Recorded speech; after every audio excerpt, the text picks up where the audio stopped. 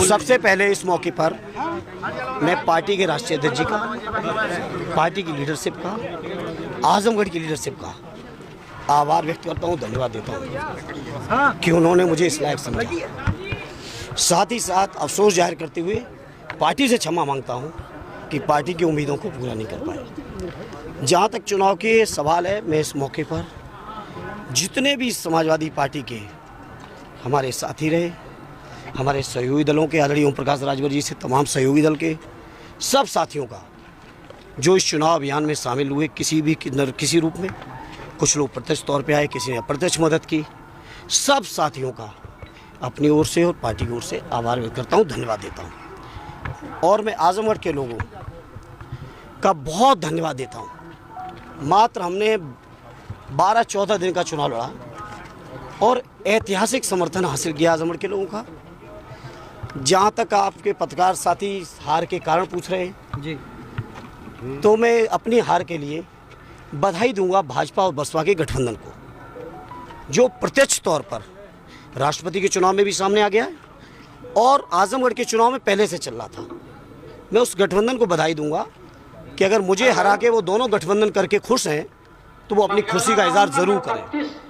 जहाँ तक मैं आजमगढ़ के लोगों के बीच कहना चाहता हूँ, मुझे अफसोस इस बात का ज़रूर है कि ऑलरेडी नेताजी की बनाई हुई परंपरा को अभी कायम नहीं रख पाए, लेकिन 24 आते आते आजमगढ़ के लोग ही इस बात का जवाब समाजवादी पार्टी को एक बार फिर से जिता के देने वाले हैं। ओम प्रकाश राजभर ने कहा कि अखिलेश यादव अगर बाहर निकलते, इसी कमरे से आजमगढ़ आते तो इम्पैक्ट कुछ और होता। देखिए, वो राजभर जी हो सकता कह सकते हैं सहयोगी दल के लीडर हैं। जहाँ तक मेरा सवाल है, मैं ऑलरेडी राष्ट्रीय अध्यक्ष जी का मैंने शुरुआत में धन्यवाद दिया। उन्होंने पूरे चुनाव को व्यवस्थित करने में कोई कमी नहीं की, लेकिन जो लोगों को कुछ ना कुछ मीन मेघ चुनाव की हार की जाने कितने लोग समीक्षाएं करेंगे और कितने तरीके से करेंगे, हम उन बातों में नहीं जाते। मैं सबसे पहले राष्ट्रीय अध्यक्ष जी का धन्यवाद देता हूँ, उन्होंने फैसला लिया अपनी खुद की सीट पे। अफसोस इस बात का जाहिर करता हूँ कि मैं रिजल्ट नहीं दे पाया, इसलिए मैं इस मौके पर किसी भी साथी को इस हार के लिए जिम्मेदार अपने पार्टी, अपने गठबंधन के लोगों को बीच मैं सिर्फ आभार व्यक्त कर सकता हूं, जिम्मेदार नहीं ठहरा सकता। चूंकि रामपुर का मुझे भी जानकारी नहीं है, जहां मैं था वहां कोई television, mobile, media, social media का इंतजाम नहीं था, अलाउ नहीं था। रामपुर के बारे में जब बाहर निकलेंगे तो अंदाज लगाएंगे। मैं इस समय अपने आजमगढ़ की हार के लिए जरूर मैं कह सकता हूं, और मुझे कोई अफसोस इस बात का जरूर है कि मैं पार्टी को रिजल्ट नहीं दे पाया। बाकी इन हारों से धर्मेंद्र यादव कभी न घबराए थे न घबराएंगे, और ये जो तमाम तरीके के यंत्र षड्यंत्र चले, बहुजन समाज पार्टी, भारतीय जनता पार्टी, प्रशासन उत्तर प्रदेश का, देश का प्रशासन, मुख्यमंत्री कल बनारस में रुके थे, क्यों रुके थे जरा इस बात का जवाब ले लीजिएगा। क्या अधिकारियों को डायरेक्शन हो रहे थे? क्यों मुझे सुबह से रोका जा रहा था? क्यों हमारे वोटर लिस्ट में नाम घटाए गए? क्यों हमारे हजारों कार्यकर्ताओं को रेड कार्ड दिए गए?